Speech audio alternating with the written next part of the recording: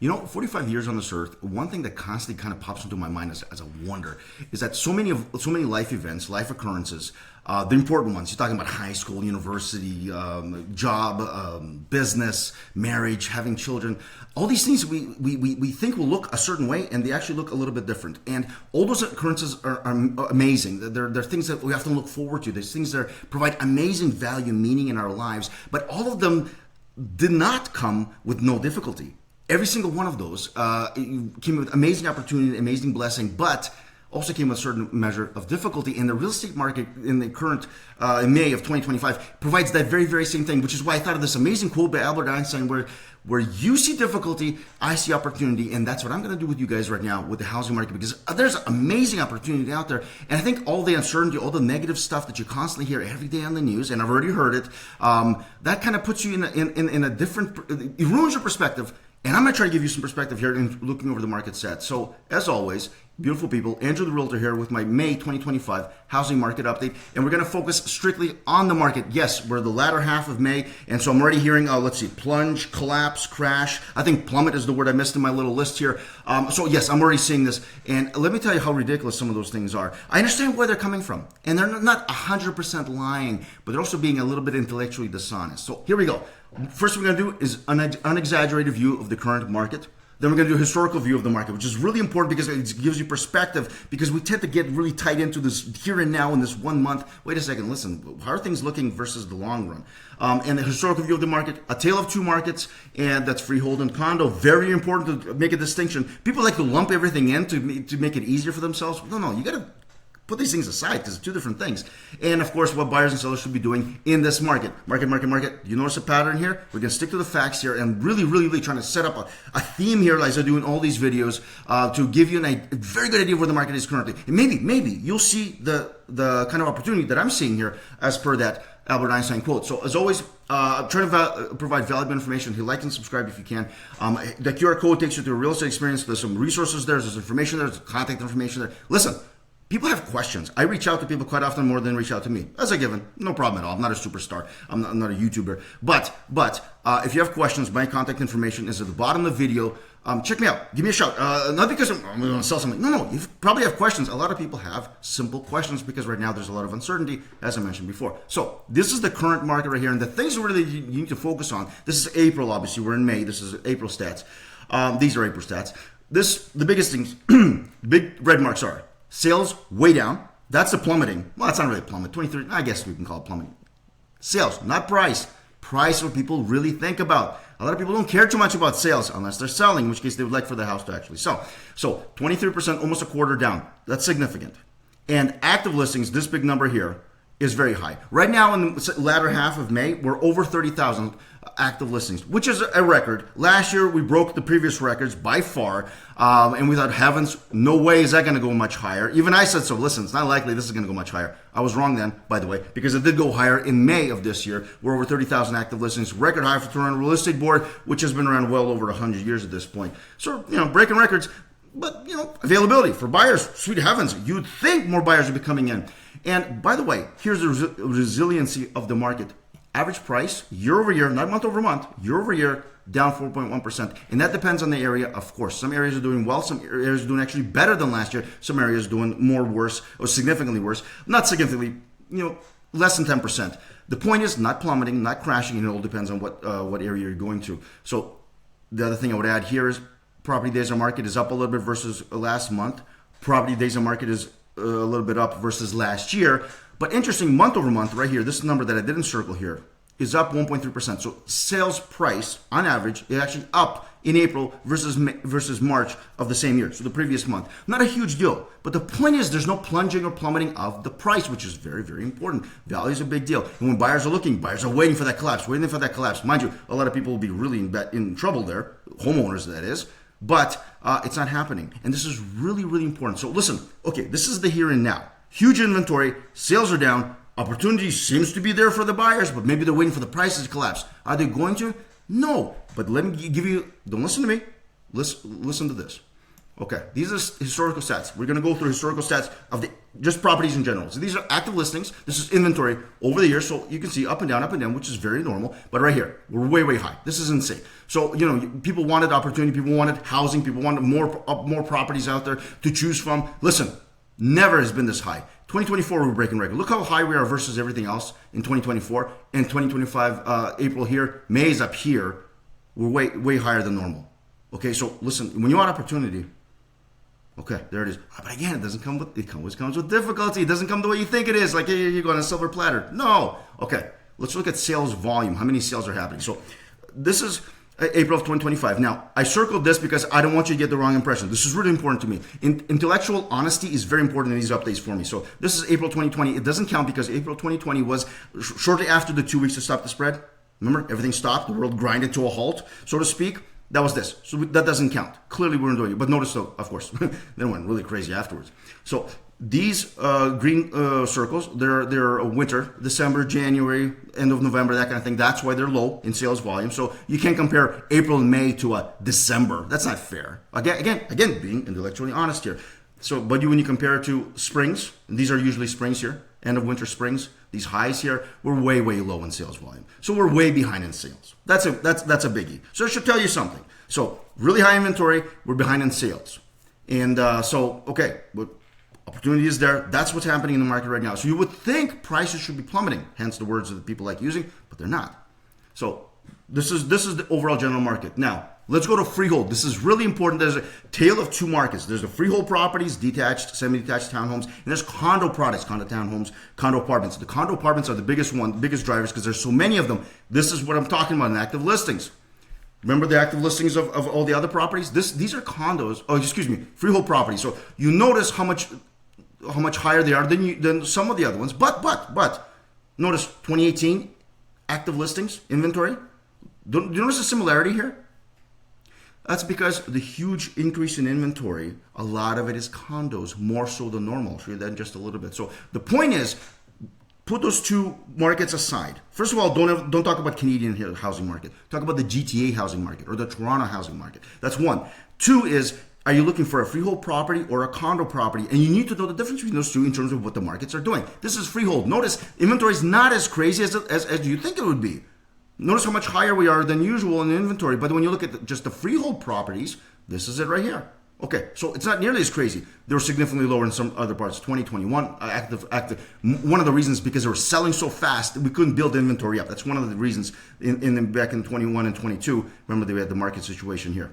So that's important. Freehold's not as crazy as it looks, but you have to separate those two. But if you want to make it sound crazy, you put them all lump them together and make some clickbait.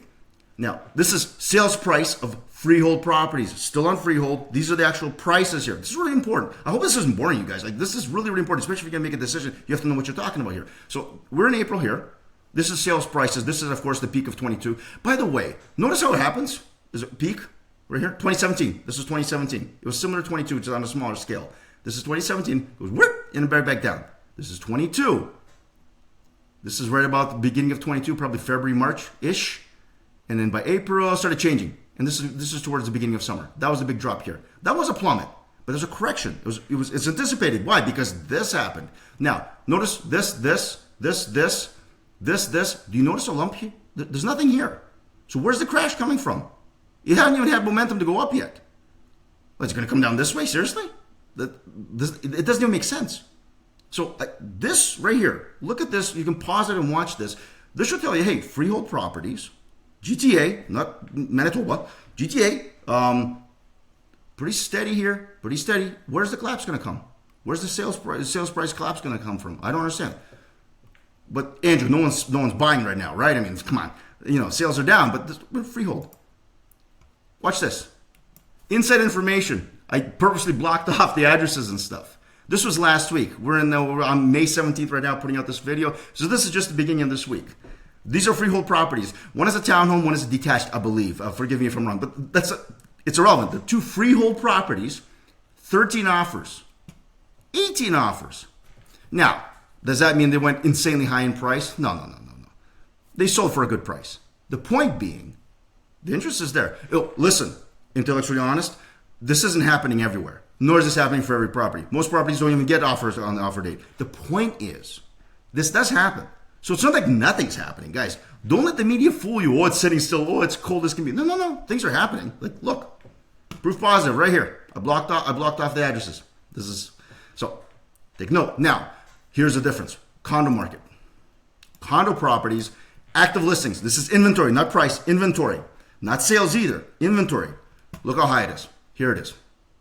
This is where it's different. Remember Freehold? It was much more flat from before 2018, 2020. It was, they were kind of close. Not condos. Condos had a peak here in 2021 because there's lots of them and we sold a bunch of them. That's what happens when inventory drops this much.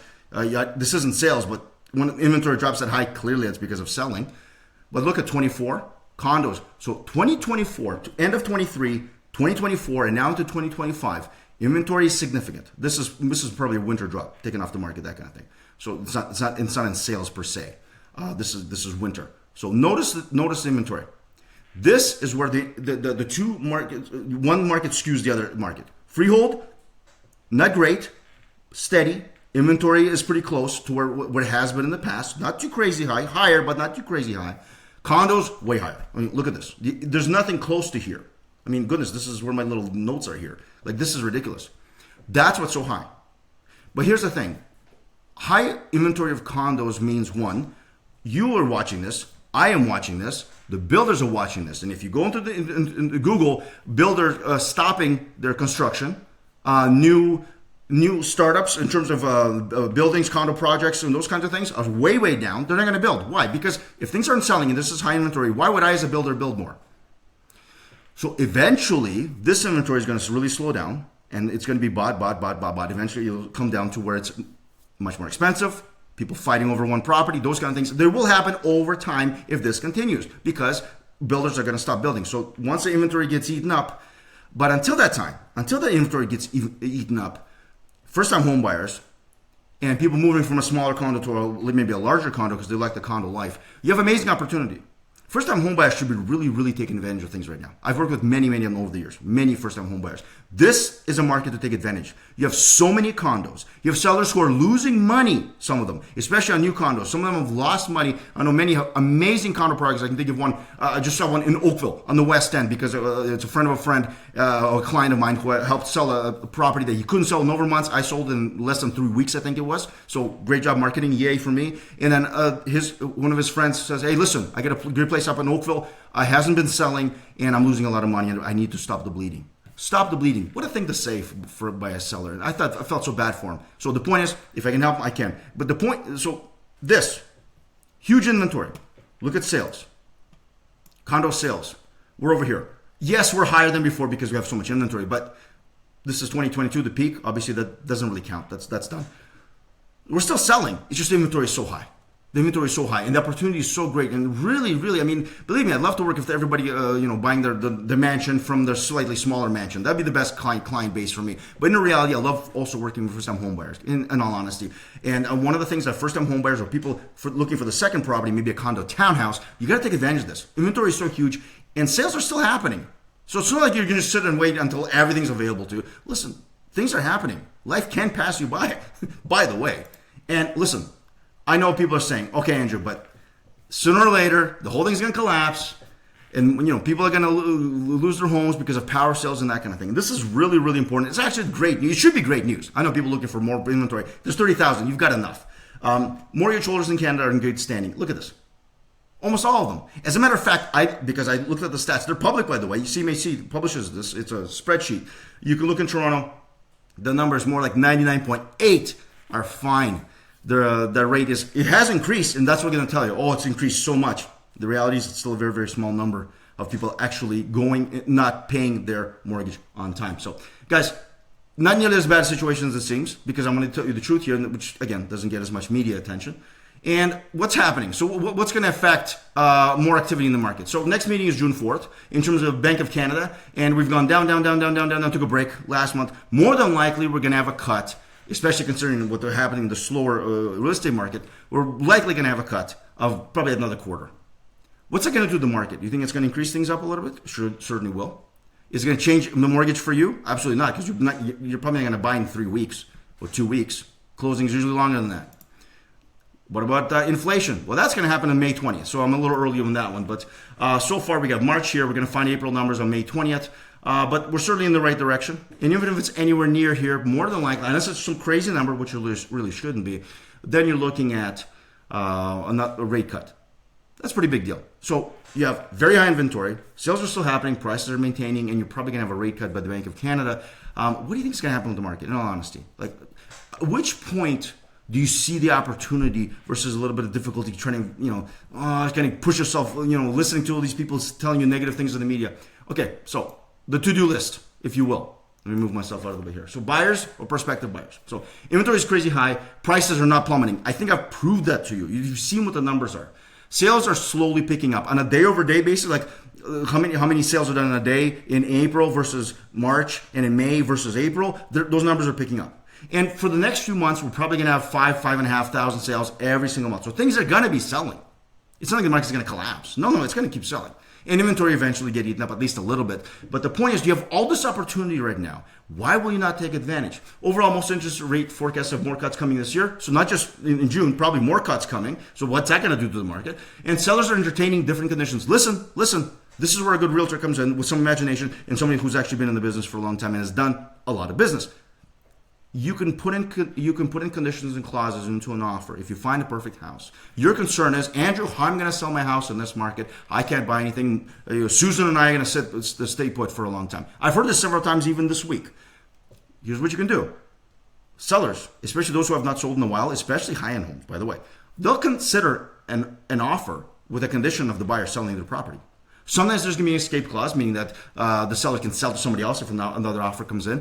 It doesn't happen very often because, well, quite frankly, if you accept that offer, if you're my seller client, I make sure that, at least I try to market the property, continue to market it just in case the buyer doesn't come through. But as a buyer, if you're buying a property, you can put in the condition of selling your own property to be able to buy. And you can put that in. And a lot of sellers accept it. I've seen lots of them. So there are a lot of things on top of that you could do to entice a seller to accept your offer. Because if they're not selling, well, listen, what do they have to lose? They just wait a little bit of time, maybe come off the market, and you do your thing as a buyer. And if your house for some reason doesn't sell, well, they just lost a bit of time, and you just lost a bit of time yourself. Well, everything's got a risk, everything's got a difficulty, but there's a lot of opportunity in that. Tariffs are becoming the norm and old news. Have you noticed? Yes, they're still talking about it, but it's not the big shock, And the election is over, by the way, so that's done. And probably not getting a majority, so probably we're going to have a bit of a bit quieter thing here. That's coming up. So what distraction do you have left? There's distraction, great example. Probably best timing there, right? So what excuse are buyers going to use at this point? You're kind of starting to run out of them. The only thing is uncertainty. Oh, this isn't as easy. We just want to figure out. We want to wait until the market is calm and things are calm. Listen, it's not going to happen. There's always some bit of difficulty and opportunity, but take the opportunity. Opportunity abounds. It's everywhere. But especially in the condo market, as we discussed before. If you're looking at a condo product, holy cow. If you're downsizing right now, it's fantastic. You're going for a freehold property, which probably sells faster, to a condo market that is very soft and has tons of inventory. You get to pick and choose some amazing condo products. Sellers, certainly take some encouragement here. Inventory is high, absolutely, but sales are slowly increasing. Sales are happening. You notice the multiple offer situation there? That's not everywhere, I know, especially if you're in the higher end, 2 to 3 million plus. It's probably not going to happen, but still, hey, there's interest. Local area market knowledge is essential. Realtors were really becoming more and more worth our time, so to speak. If you decide to sell, plan carefully from the start. Planning is really, really important. You can planning from the front. You know exactly what to do. There's minimal risk. There's much opportunity, and it's going to be minimal difficulty because, for example, you want to buy in this area, you want to sell your house. Things are not selling particularly well. So listen, you look over in the other property, you find out what the other area, find out what the days on market are there, and you figure out what the days on market in your area. Maybe it's worth buying first with the condition of selling your own property, and you have the property ready and roll. Maybe you do something else. Have a plan moving forward. A lot of people don't even start planning because they look at the market, they see uncertainty, they hear negative things in the media. Oh, forget it. I'll just wait till next year. Listen, you might miss out on a great opportunity on the buy side, especially. Must emphasize what is best about your home. When you're marketing right now you have to stand out. You have to have something about that home. Mention something about that home that's going to bring buyers in, that's going to bring people in. Listen, marketing right now is huge. And you can't just do the same thing over and over. My goodness, I see the same thing over and over, listing after listing. If there's 20 properties on the market in your area, something has to make your house stand out. For Pete's sake. That's where marketing comes in. That's where a good realtor comes in. And one of the things I ask people constantly is the last part. What do you love about your home? What would a buyer love about your home? There's some reason you bought this home, especially those homes. There's always some specific characteristics, specific thing. Emphasize that. Emphasize that specific thing. Okay? So that's important. Again, a bit of marketing. So the point being, buyers, amazing opportunity right now. Amazing opportunity right now. Tons of inventory in whatever kind of property you want, especially condos. Sellers, you can't sell. Things are moving. You really got to market things well. Again, my information is always at the bottom. You guys can contact me if you're looking to sell. As always, a QR code. Hit like and subscribe. The QR code takes you to my website, which is askandrew.realtor. It's a realtor experience. There's some information there for you. Listen, as much as I wish you a great rest of May, and I'll certainly see you in June, do contact me with questions, because right now we're towards the latter end of the spring market, and people are sometimes wondering, oh, this summer nothing happens. No, stuff happens in the summer, especially in years like this, where things are not up and down as much as we like. It's kind of more flat, slowly increasing in terms of sales. So anyway, let me know what you think. And I'm here, and I'll see you guys in June 2025. Sweet heavens.